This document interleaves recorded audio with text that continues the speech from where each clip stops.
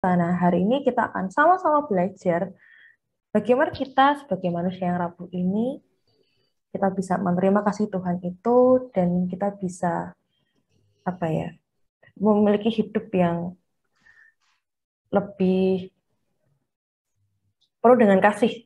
Nggak kayak kita, ketika karena kita bisa dengan penuh kasih itu, kita jadi bisa mengasihi orang lain, dan dari kerapuhan kita itu, kita bisa mengimbas orang lain juga. Nah, sebelum kita mulai masuk dalam firman, oleh Saudari Wahyuni, kita akan berdoa bersama. Mari kita berdoa. Selamat malam Bapak, kami sangat mengucap syukur di malam hari ini kami sudah bisa memulai persekutuan kami. Terima kasih untuk cuaca yang sangat bagus di hari ini, termasuk juga untuk di Jakarta yang tidak hujan dan juga di Semarang yang juga cerah. Kami sangat mengucap syukur karena melalui media Zoom ini kami bisa berkumpul Tuhan walaupun di beda kota. Kalau saat ini kami tidak memulai firman, Eh, kami rindu kau boleh membantu saudari kami Wahyuni untuk bisa membawakan materi PD hari ini dengan baik Tuhan, sehingga akhirnya kami bisa mengerti, kami bisa memahami bahwa rapuhnya kami ini tetap tertolong oleh kasih-Mu Tuhan. Kami menyerahkan persekutuan kami Tuhan Yesus dari awal pertengahan hingga akhir di dalam nama-Mu. Terima kasih Bapa. Haleluya. Amin. Nah, nah selamat malam Bu Yuni, terima kasih sudah menjadi pembicara di malam hari ini. Dan Selamat malam Mbak Ovi. ya, lalu kita langsung mulai aja untuk PD di malam hari ini ya Bu. Saya serahkan Ibu sekarang. Baik, matur nuwun Mbak Ovi. Terima kasih. Sugeng Dalu, selamat malam buat Bapak, Ibu, Saudara semua yang hadir pada persekutuan doa malam hari ini. Persekutuan doa yang pertama dalam masa Advent Natal di gereja kita, GKJ Wisma Panunggal Kecapi. Persekutuan doa yang pertama hari ini mengambil tema rapuhnya manusia dan bumi. Adapun pembacaan Alkitab akan sama-sama kita ambil dari 1 Yohanes, pasalnya yang pertama, ayat yang kelima, sampai dengan pasal yang kedua, ayatnya yang keenam. Bapak, Ibu, Saudara bisa mempersiapkan Alkitabnya masing-masing. Kita akan membuka dan membaca dari 1 Yohanes 1, ayatnya yang kelima, sampai dengan pasalnya yang kedua, ayatnya yang keenam. Firman Tuhan berkata demikian. Dan inilah berita yang telah kami dengar dari Dia, dan yang kami sampaikan kepada kamu, Allah adalah terang, dan di dalam Dia sama sekali tidak ada kegelapan. Jika kita katakan bahwa kita beroleh persekutuan dengan Dia, namun kita hidup di dalam kegelapan, kita berdusta dan kita tidak melakukan kebenaran. Tetapi jika kita hidup di dalam terang, sama seperti Dia ada di dalam terang, maka kita beroleh persekutuan seorang dengan yang lain. Dan darah Yesus, anaknya itu, menyucikan kita daripada segala dosa.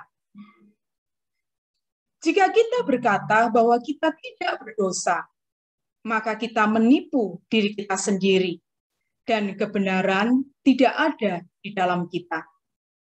Jika kita mengaku dosa kita, maka Ia adalah setia dan adil, sehingga Ia akan mengampuni segala dosa kita dan menyucikan kita dari segala kejahatan. Jika kita berkata bahwa kita tidak ada berbuat dosa, maka kita membuat Dia menjadi pendusta dan firman-Nya tidak ada di dalam kita. Anak-anakku, Hal-hal ini kutuliskan kepada kamu supaya kamu jangan berbuat dosa lagi. Namun jika seorang berbuat dosa, kita mempunyai seorang pengantara pada Bapa, yaitu Yesus Kristus yang adil. Dan ia adalah pendamaian untuk segala dosa kita. Dan bukan untuk dosa kita saja, tetapi juga untuk dosa seluruh dunia. Dan inilah tandanya bahwa kita mengenal Allah, yaitu jikalau kita menuruti perintah-perintahnya. Barang siapa berkata, aku mengenal dia, tetapi ia tidak menuruti perintahnya, ia adalah seorang pendusta, dan di dalamnya tidak ada kebenaran. Tetapi barang siapa menuruti firman-Nya, di dalam orang itu sungguh sudah sempurna kasih Allah. Dengan itulah kita ketahui bahwa kita ada di dalam Dia. Barang siapa mengatakan bahwa ia ada di dalam Dia, ia wajib hidup sama seperti Kristus telah hidup. Amin. Berbahagialah kita, Bapak Ibu Saudara, yang tidak hanya membaca kebenaran sabda firman Tuhan, tetapi kita yang dengan segala keikhlasan mau melakukan sabda itu di dalam kehidupan kita sehari-hari. Bapak Ibu Saudara yang dikasihi oleh Tuhan Yesus Kristus, kesekian kalinya kita sekarang memasuki masa Advent. Entah berapa kali itu mungkin sesuai dengan usia pengikutan kita kepada Yesus. Entah berapa kali kita merasakan gregetnya masa-masa menjelang Natal seperti ini, itu juga mungkin sangat tergantung dari pengalaman kita bersama dengan Tuhan. Advent, kita tahu itu adalah masa-masa ketika kita menunggu kedatangan Tuhan. Dan sikap kita saat menunggu itu sangat ditentukan oleh relasi antara yang ditunggu dengan yang menunggu. Dan dalam hal ini tentu saja relasi antara kita dengan Tuhan. Pada salah satu sisi kita bisa berkata bahwa relasi kita dengan Tuhan itu adalah urusan pribadi. Urusan pribadi saya dengan Tuhan. Iman saya dengan Tuhan sendiri hanya saya dan Tuhan saja yang tahu. Tetapi perlu kita beri garis merah, ya, benang merah begitu, bahwa kekristenan, iman kekristenan melalui pengorbanan Yesus Kristus di atas kayu salib mengajarkan bahwa relasi kita dengan Tuhan itu bisa dilihat. Bahkan lebih tegas lagi, itu bisa ditentukan dari relasi kita dengan sesama. Dan kita bisa menariknya jauh lebih luas lagi ya Bapak Ibu Saudara, itu juga sangat ditentukan oleh relasi kita dengan alam ciptaan Tuhan yang ada di sekitar kita. Jadi kita tidak bisa katakanlah mengatakan iman itu hanya urusan saya pribadi dengan Tuhan. Betul, iman adalah urusan pribadi. Tetapi di dalam kekristenan, keimanan kita kepada Yesus Kristus itu juga berbicara tentang keimanan bersama di dalam persekutuan.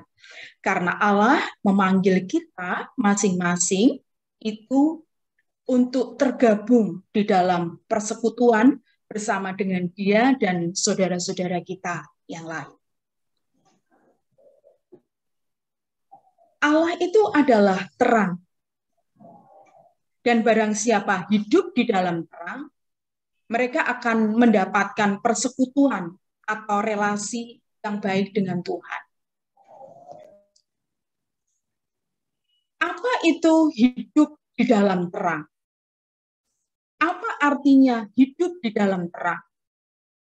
Hidup di dalam terang ini bukan berarti bahwa seseorang itu harus sempurna. Karena terang di sini tentu saja mengkonotasikan itu kehidupan yang seturut dengan firman Tuhan. Karena apabila kesempurnaan itu menjadi acuan, maka tidak akan pernah ada satupun manusia yang bisa memenuhi kriteria untuk hidup di dalam terang tadi, jika indikatornya adalah seseorang yang harus hidup secara sempurna. Jadi bagaimana kita berelasi, bisa menjalin persekutuan dengan Tuhan, kita bisa hidup bersama dengan Tuhan di dalam terang, karena Tuhan itu adalah terang. Di sini artinya bahwa kita itu memiliki gaya hidup. Gaya hidup itu berarti bukan hanya sekali atau 2 kali kita lakukan, tetapi terus-menerus kita kerjakan, terus-menerus kita tunjukkan di dalam kehidupan kita sehari-hari, gaya hidup yang menyadari, mengakui bahwa apa? Bahwa kita ini adalah manusia yang berdosa. Manusia yang berdosa yang tidak bisa hidup tanpa Tuhan. Itu adalah gaya hidup di dalam terang. Berarti di sini, Bapak Ibu Saudara, konsekuensinya itu kita akan berani menuntut kepada diri kita sendiri untuk stay tune di hadapan Tuhan. Apa artinya? Mengapa saya katakan harus menuntut diri sendiri? Sebab ketika kita menyadari bahwa kita itu adalah manusia yang berdosa, secara langsung kita juga mengakui bahwa kemanusiaan kita itu cenderung untuk menjauh dari Tuhan. Kita lebih suka mengikuti kata hati kita sendiri, kita lebih suka mengikuti kata pikir kita sendiri. Itu kecenderungan dari dosa yang kita punyai, yang kita miliki, yang menjadi bagian dari diri kita. Karena itulah hidup di dalam terang, konsekuensinya kita harus berani untuk menuntut kepada diri kita sendiri, stay tune di hadapan Tuhan. Artinya kita mau terus berjuang, kita mau terus berusaha, kita mau terus melakukan, begitu ya. Terus melakukan apa yang seharusnya memang kita kerjakan sebagai bagian dari ketaatan kita kepada Tuhan. Jadi Bapak Ibu Saudara, dosa yang menjadi bagian dari diri kita, yang kita akui bahwa kita itu adalah manusia yang lemah, yang membutuhkan Tuhan, itu tanpa kita sadari juga bisa membuat kita itu merasa untuk tidak berdosa. Mengingkari ya. Jadi kita itu berdosa, maksudnya kita itu berdosa. Tetapi karena keberdosaan kita yang cenderung untuk menjauh dari Tuhan itu, seringkali kita tidak benar-benar atau tidak sungguh-sungguh meyakini bahwa apa yang kita lakukan itu adalah dosa. Jadi kita dengan mudahnya mengkotak-kotakkan sendiri bahwa perilaku-perilaku kita ini benar, dan benar, seperti itu. Ini menunjukkan bahwa dosa yang kita miliki itu benar-benar membuat kita itu rapuh. Tidak mampu untuk bisa memilah dan memilih sendiri, begitu ya. Kebenaran atau hidup terang di dalam Tuhan.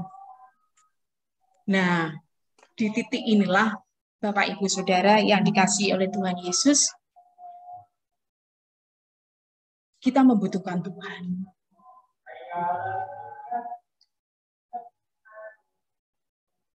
Kita membutuhkan pribadi yang benar-benar bisa menopang, gitu ya, menopang kerapuhan yang kita punyai itu tadi.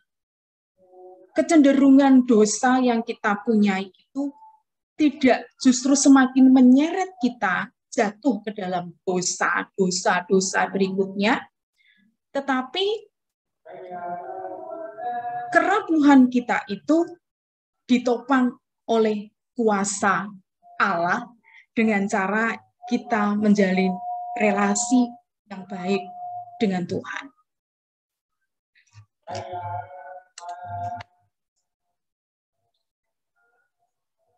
Lantas bagaimana Bapak Ibu Saudara dengan Advent atau gaya hidup kita ya selama masa Advent di masa pandemi ini? Kita sudah hampir 2 tahun memasuki masa Advent. Memasuki masa pandemi, dan sampai sekarang pandemi belum dinyatakan selesai. Apakah kerapuhan kita sebagai manusia itu membuat kita menyadari betapa kita itu membutuhkan Tuhan? Sangat membutuhkan Tuhan. Atau justru kerapuhan itu kita pamerkan dengan hidup dalam dosa tadi ya. Dalam dosa yang membuat kita merasa tidak berdosa. Apa toh? Kok bingung gitu? Begini, ketika kita membaca materi persekutuan doa hari ini, di sana ada satu kutipan bahwa pandemi COVID-19 ini terjadi karena alam itu sudah rapuh dan rusak oleh ulah manusia. Namun, Bapak Ibu Saudara, pada titik ini tidak sedikit dari kita yang kurang menyadari hal itu. Kita merasakan bahwa awal-awal pandemi terjadi, bagaimana kita terus bertanya dan banyak bertanya, apalagi ketika banyak tragedi terjadi di sekitar kita. Mengapa? Mengapa Tuhan?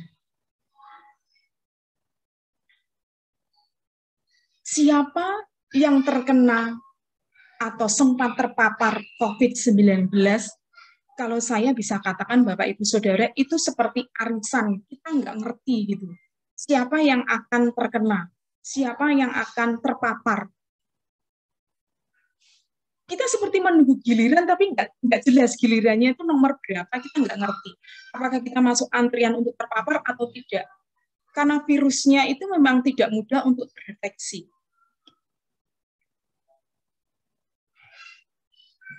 Pertanyaan demi pertanyaan yang sering kali terlontar ketika kita melewati masa-masa pandemi, apalagi ketika dampaknya Bapak Ibu Saudara itu menyangkut banyak aspek kehidupan kita. Wow. Adakah di antara kita yang begitu kuat dari awal sampai dengan hari ini tegar untuk tetap berdiri tanpa mempertanyakan banyak hal kepada Tuhan? Saya pikir sedikit banyak di antara kita pasti mempertanyakan, karena kita terkena dampaknya. Kita merasakan betapa kesulitan demi kesulitan itu lambat laun mulai ada di depan kita.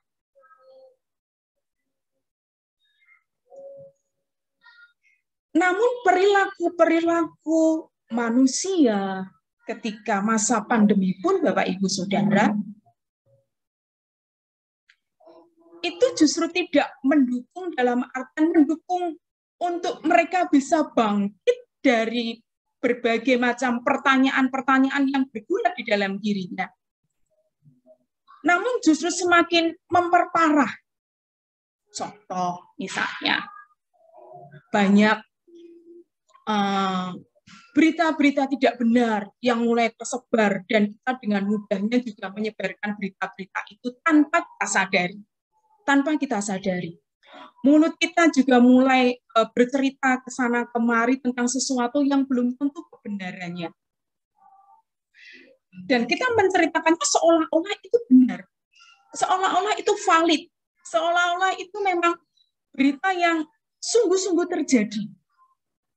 Ada inilah, ada itulah, ada konspirasi lah, ada apalah yang mulai beredar. Banyak berita hoak yang beredar di sekitar kita sepanjang pandemi. Pernahkah kita termakan oleh berita itu? Saya pribadi mengakui pernah, gitu ya. Pernah termakan berita yang tidak benar. Kemudian kalau kita melihat juga banyak di sekitar kita, ya sekarang apalagi masa di mana kita hidup di zaman sekarang itu media sosial, gitu ya, itu jauh lebih dipercaya dan jauh lebih diikuti ya daripada mungkin hal-hal lain yang bisa kita temui secara langsung begitu ya. Kita juga banyak berkomentar-komentar negatif, melihat banyak komentar-komentar negatif yang berseliweran di sekitar kita tentang banyak hal. Komentar terhadap pemerintah, komentar terhadap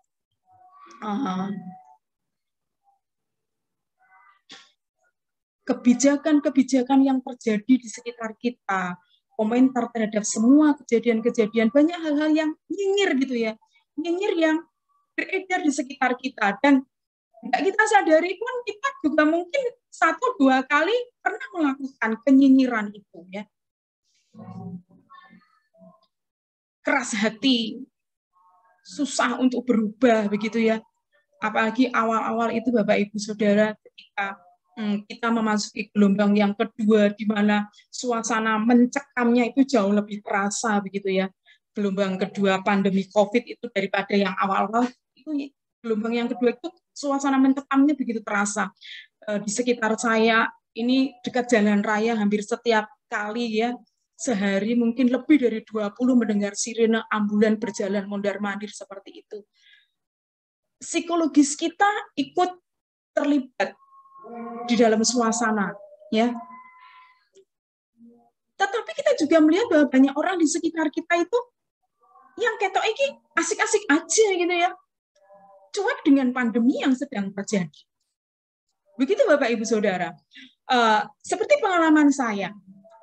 Pengalaman saya itu dengan asiknya gitu ya, tetangga saya tetap mengadakan kerumunan, tetap mengadakan pertemuan-pertemuan ya, mereka tanpa masker, kemudian dengan alasan kita kan menjalin silaturahmi. Silaturahmi itu justru akan membuat kita mempunyai rezeki. Silaturahmi itu akan membuat kita menjadi sehat. Mereka nggak sadar bahwa perilaku yang mereka katakan itu benar itu ya, dengan dasar dan argumen yang mereka katakan itu benar, itu akan membawa dampak yang tidak baik kepada orang-orang yang ada di sekitarnya, yang kemungkinan akan terpapar. Tapi begitu tetangganya salah satu dari mereka yang pernah diajak itu terpapar, Bapak Ibu Saudara, ada beberapa kita juga yang kemudian mengasingkan mereka begitu saja, seolah-olah tidak mau kenal. Pedine ketularan seperti itu. Itu pernah terjadi ya di masa-masa ketika gelombang kedua itu begitu mencekam terjadi, karena kita memang sepertinya sangat takut ya, jangan sampai ketularan seperti itu, karena mereka-mereka yang katakanlah mulai meninggal itu bukan lagi orang-orang yang jauh yang tidak kita kenal, tapi mereka-mereka yang sudah ada di dalam sirkulasi pergaulan kita. Ya, orang-orang yang kita kenal secara pribadi mulai dipanggil Tuhan menjadi korban dari pandemi. Itu tanpa kita sadari memang menimbulkan rasa ketakutan tersendiri di dalam diri kita. So, apa yang terjadi ketika kita mulai menjaga diri dengan memakai masker ya, kemudian kita mulai memakai hand sanitizer, kita mulai banyak cuci tangan pakai sabun kemana-mana. Nah, perilaku untuk menjaga kita dari terpapar virus itu ternyata juga berdampak, Bapak Ibu Saudara. Berdampak buruk, jeleknya itu berdampak buruk kepada apa? Alam di sekitar kita. Sampah masker jadi menumpuk. Bapak Ibu Saudara jadi tahu bahwa masker itu dibuat dari bahan yang tidak mudah untuk terurai secara alamiah ya. Susah untuk terurai secara alamiah. Karena dia termasuk sampah atau limbah medis kan seperti itu. Sabun-sabun yang mulai kemudian meresap ke dalam tanah, sabun yang kita pakai gitu ya, hand sanitizer dengan banyak alkohol yang mulai kita pakai begitu. Tanpa kita sadari kehidupan kita berubah untuk menjaga kita terhindar dari masalah, memasukkan kita kepada masalah yang baru. Seperti lingkaran yang tidak berhenti. Inilah saya katakan tadi, bahwa keberdosaan kita itu bisa menyeret kita untuk semakin menjadi orang yang berdosa. Kita benar-benar rapuh, Bapak Ibu Saudara. Banyak hal yang ingin kita kerjakan sebagai upaya kita untuk bisa survive dalam kehidupan, ternyata itu terbukti bahwa kita tidak bisa melakukannya sendiri. Ya. Sekarang di tengah-tengah pandemi, bencana-bencana yang lain juga mulai mengintip. Banjir. Kemudian kemarin ada erupsi gunung. Ada banyak juga perilaku sosial yang terjadi di sekitar kita sebagai dampak dari pandemi yang berjalan sekian lama itu seperti katakanlah kumpulan ikatan dosa yang menjalin kesana kemari begitu tanpa bisa terurai satu demi satu. Sadarkah kita akan hal itu terjadi? Karena perilaku yang tanpa kita sadari yang kita kerjakan itu menambah semakin ruwetnya dosa kolektif ya.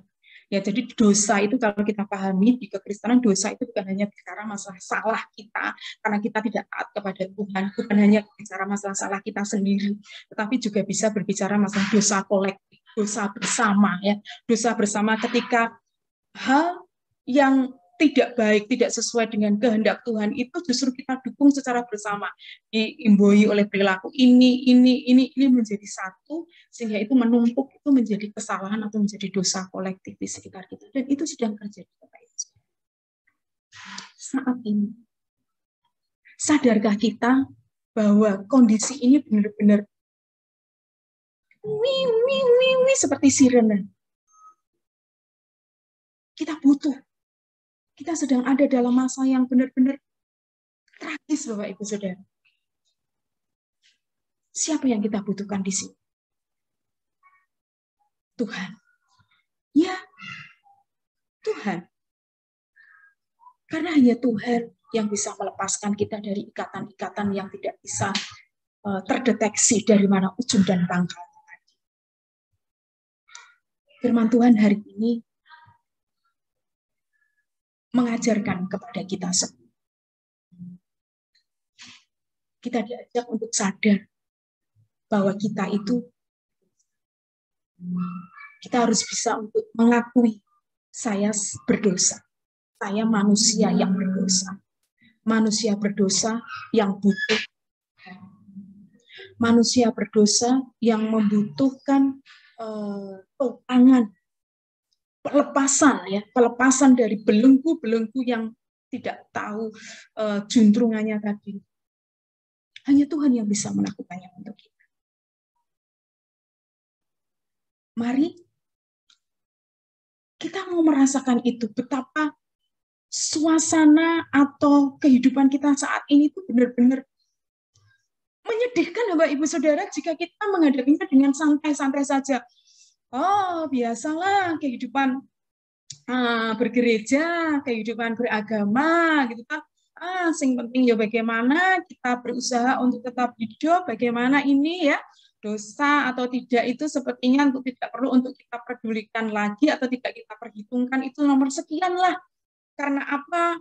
Karena hidup kita memang dituntut percepatan ini, saat ini kita harus semakin cepat untuk bergerak maju, dan enggak untuk ketinggalan ya. Dunia sudah semakin berubah seperti ini? Bagaimana kalau saya tidak mengikuti perkembangannya? Ya, itu tidak keliru. Tetapi di satu sisi yang lain kita juga menyadari bahwa kehidupan kita kalau kita terus-terusan keadaan suasana yang benar-benar mengenaskan, kalau kita bisa mengkategorikannya seperti itu. Kita butuh. Mari kita mengakui, Tuhan, aku yang ada dalam kehidupan kegelapan ini membutuhkan Engkau, terang yang sesungguhnya itu, untuk bersama-sama dengan kami bersama. Melepaskan kami bersama ini, Tuhan, dari segala ikatan-ikatan yang kami tidak tahu di mana ujung pangkalnya. Karena Tuhan tadi di dalam bacaan hari ini sudah dikatakan bahwa Dia itu mengampuni bukan hanya dosa kita. Dia menjadi pendamaian bukan hanya untuk kita, tetapi juga untuk segala dosa yang ada di sekitar kita. Dosa kita dengan sesama. Dosa kita dengan persekutuan orang-orang di sekitar kita. Dosa kita dengan alam yang Tuhan sudah ciptakan. Mari kita mengurai itu satu persatu. Bisakah? Tentu saja bisa. Bersama dengan Tuhan.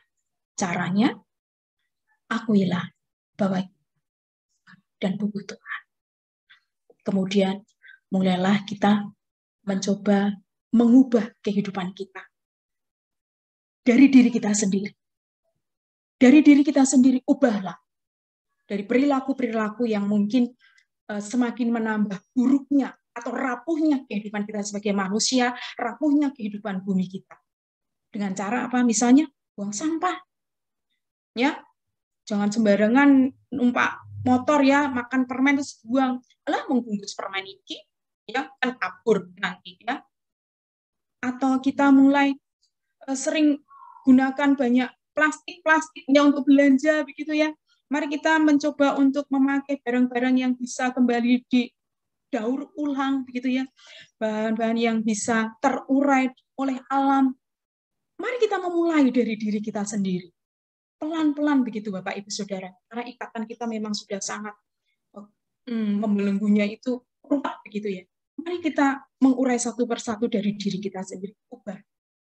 Ya, menghemat energi Bapak Ibu Saudara, listrik, gas begitu ya, air begitu ya.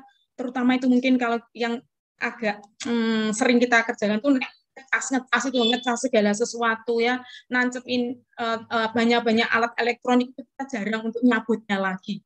Tanpa kita sadari itu adalah menyedot energi ya, supaya listriknya jadi larang. Nah, ya, gitu. Mari kita mulai dari perilaku-perilaku kecil seperti itu, ya. Ramah dengan lingkungan yang ada di sekitar kita. Kami saya Bapak Ibu Saudara, ketika relasi kita mulai berrekonsiliasi lagi dengan alam yang ada di sekitar kita, kita rekonsiliasi dengan diri kita, rekonsiliasi dengan Allah, maka keselamatan yang sejati yang Allah janjikan itu akan nyata terjadi. Tuhan bersama dengan kita. Mari kita mengambil kesempatan ini menjadi partner Tuhan. Masa Advent ini kita benar-benar jadikan masa di mana kita ya, aku Tuhan tidak bisa sendiri tanpa Engkau. Mari Bapak Ibu Saudara, Advent pertama dimaknai dengan pertobatan. Kita mengambil langkah bertobat, mengakui segala dosa dan kesalahan kita. Kemudian kita mulai mengubah perilaku kita. Ya. Jadi bertobat bukan hanya kita mengakui Tuhan saya berdosa, ampuni dosa saya, bukan hanya seperti itu, tetapi kita mencoba untuk mengubah perilaku kita. Mulai dari diri kita sendiri. Selamat menanti kedatangan Tuhan dengan terus berperilaku yang baik sedikit demi sedikit dari diri kita. Ya, Tuhan ada bersama dengan kita janjinya. Jika kita mau mengakui bahwa kita butuh Dia, Dia setia dan adil. Dia ada bersama kita, merengkuh kita, merangkul kita, menggandeng kita, menggendong kita. niscaya kehidupan iman kita, Bapak Ibu Saudara, pengikut sertaan kita kepada Tuhan, akan benar-benar terasa bermakna. Natal ini akan benar-benar terasa bermakna. Kita benar-benar merasakan. Amin. Tuhan Yesus memberkati. Mari kita bersaat teduh, kemudian kita berdoa.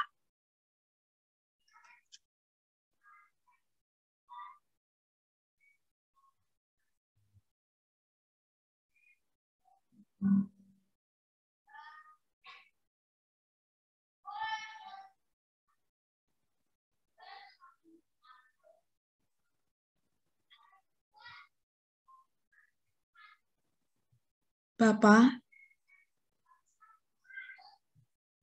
yang kami kenal di dalam Tuhan kami Yesus Kristus,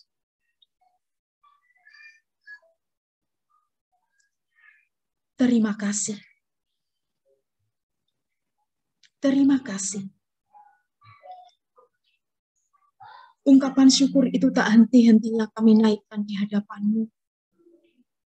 Karena kami benar-benar merasakan Engkau ada bersama kami, Engkau menemani kami, Engkau menuntun kami, menggandeng kami hingga hari ini.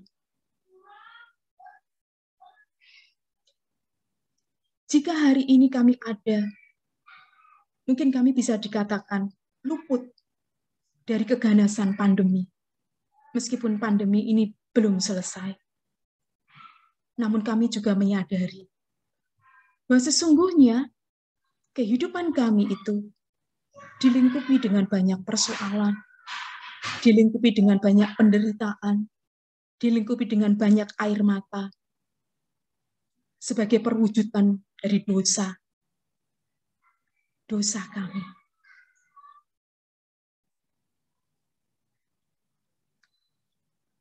Kami tidak mau ada dalam situasi seperti ini terus ya Tuhan. Kami butuh Engkau. Mari Tuhan, Engkau hadir di dalam hidup kami pribadi lepas pribadi. Terus kuatkan kami, teguhkan kami, untuk kami terus bisa menantang, menuntut diri kami sendiri. Setia berhadapan muka dengan Tuhan, ketika kami harus menjalani kehidupan di dunia ini. Kami bersyukur, kami Tuhan panggil menjadi bagian dari keluarga Tuhan, bagian dari keluarga Allah.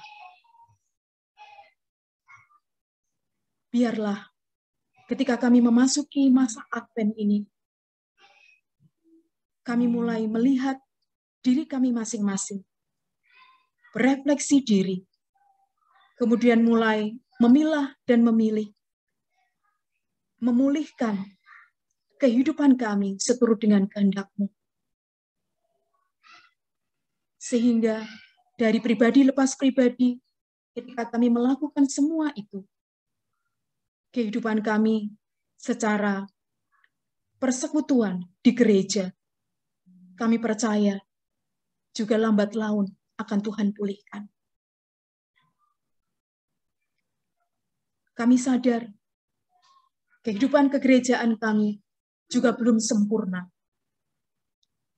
Tetapi setiap kami yang menjadi bagian dari gereja ini adalah manusia yang Engkau kuduskan, manusia yang Engkau pakai untuk membuat kehidupan yang ada di sekitar kami jauh lebih baik lagi. Karena itu Tuhan berkati pendeta, majelis, setiap komisi-komisi yang ada di gereja kami, untuk mereka mampu bergandengan tangan, bergerak bersama dengan jemaat di gereja kami, untuk mulai terlibat di dalam pemulihan bumi kami yang rapuh. Banyak hal mungkin yang harus kami pikirkan kembali, banyak hal yang harus kami agendakan kembali, banyak hal yang harus kami programkan kembali. Tuhan, Engkau yang menjadi sumber inspirasi bagi kami, kekuatan bagi kami, dan yang membuat kami bisa mewujudkan itu semua melalui pelayanan kami. Terima kasih. teristimewa Tuhan untuk bangsa dan negara kami.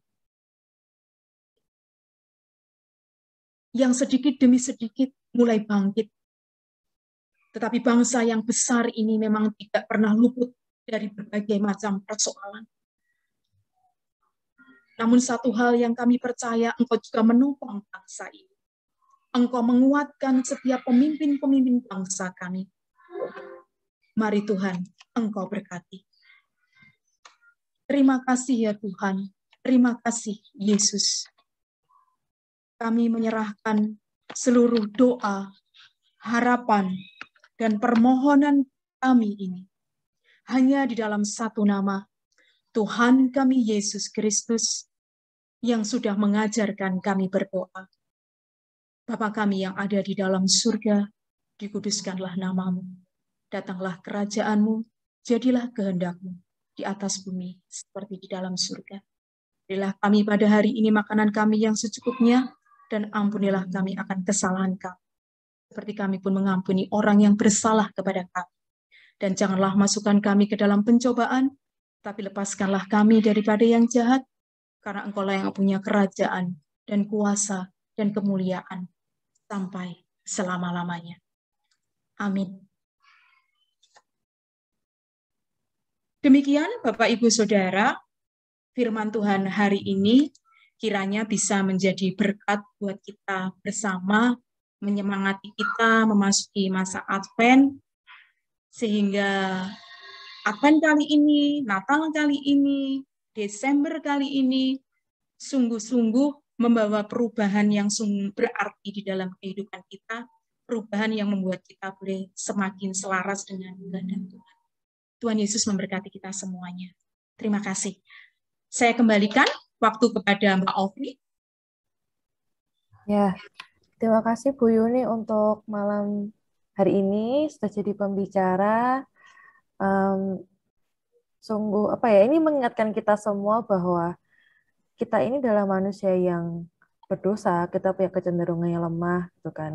Dan justru di dalam kelemahan itu kita justru meninggalkan Tuhan, kita menjauhi Tuhan dan berpikir seolah tadi sebenarnya tidak berdosa. Hingga akhirnya kita melakukan hal-hal yang tidak sesuai, gitu, seperti ya kumpul-kumpul, misalkan di saat pandemi seperti ini, atau kalau kita mau berbicara tentang lingkungan, kita juga tidak bisa, contohnya tidak membuang sampah dengan baik juga, seperti itu. Nah, melalui firman ini kita diingatkan untuk kembali lagi mengakui diri kita bahwa kita ini adalah manusia berdosa yang membutuhkan Tuhan, sehingga seperti di 1 Yohanes 1 ayat 9, jika kita mengaku dosa kita, maka ia adalah setia dan adil, sehingga ia akan mengaruniakan pengampunan, sehingga dia bisa mengizinkan kita dari dosa dan dari kejahatan. Seperti itu, terima kasih untuk Bu Yuni, dan terima kasih juga untuk Pak Pendeta Teguh, boleh hadir di PD di malam hari ini.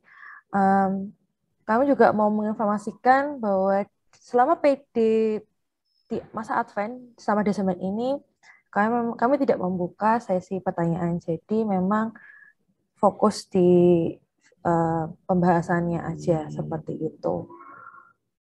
Baik, untuk PD hari ini sudah selesai. Kita akan kembali bertemu di tanggal 15 Desember 2021 di jam yang sama, di link Zoom yang sama juga, nanti dengan ada tema yang berbeda.